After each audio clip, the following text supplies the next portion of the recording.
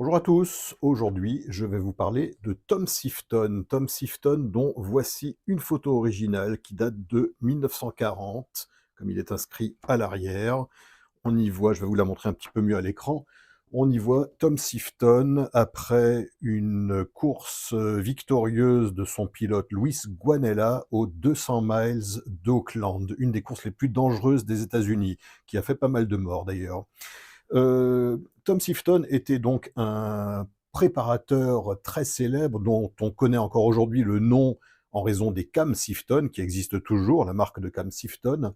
Tom Sifton était né en 1903, comme Harley, facile de s'en souvenir. Il était né un 11 septembre, facile de s'en souvenir aussi, malheureusement. Très jeune, il a quitté l'État de New York où il est né pour s'installer à San Francisco avec son père après la mort tragique de sa mère.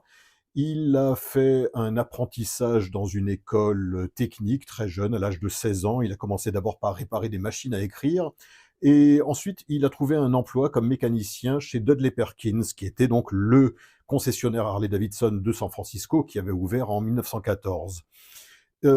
Chez Dudley Perkins, Tom Sifton a travaillé d'arrache-pied. C'était un gros travailleur. C'était aussi un pilote de course à partir du milieu des années 20.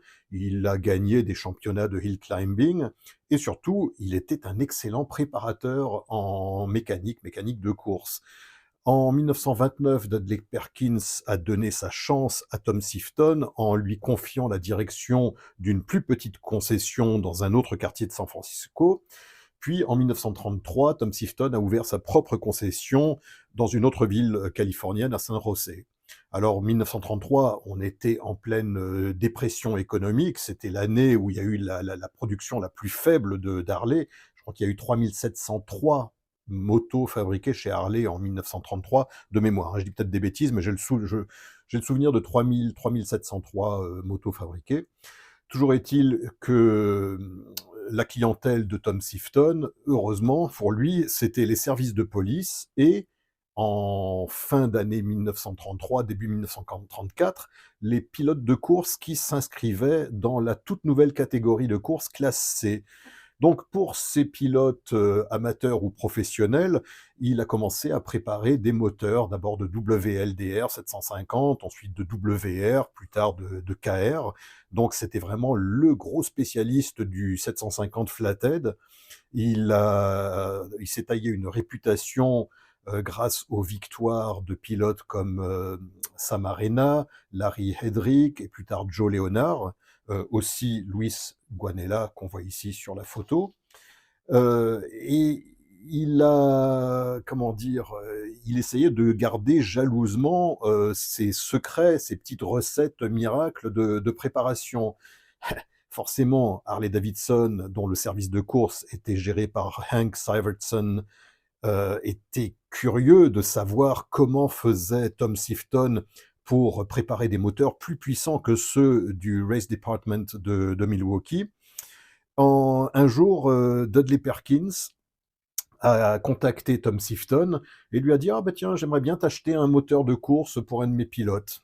Alors ça, Tom Sifton aimait pas trop ça. Il n'avait pas envie de se séparer de ses moteurs de course. Il aimait avoir quand même un certain contrôle sur ce qu'on faisait de ses moteurs. Donc tant que c'était ses propres pilotes, il n'y avait pas de problème.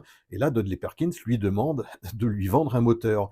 Alors, bien sûr, avec tout ce que Dudley Perkins avait fait pour Tom Sifton, c'est-à-dire qu'il l'a fait démarrer dans le métier, Sifton n'a pas pu refuser. Il lui a donc vendu un moteur de course, un 750 flathead. Alors je ne sais pas précisément si c'était un WLDR ou un WR, mais peu importe. Il se trouve que Dudley Perkins a expédié ce moteur au service course de Milwaukee. À Milwaukee, il y avait un copain de Sifton qui a vu arriver le moteur, qui a tout de suite compris la manœuvre. Il a passé un coup de fil à Sifton. Sifton était vert de rage. Il a pris sa voiture, il est parti chez Dudley Perkins.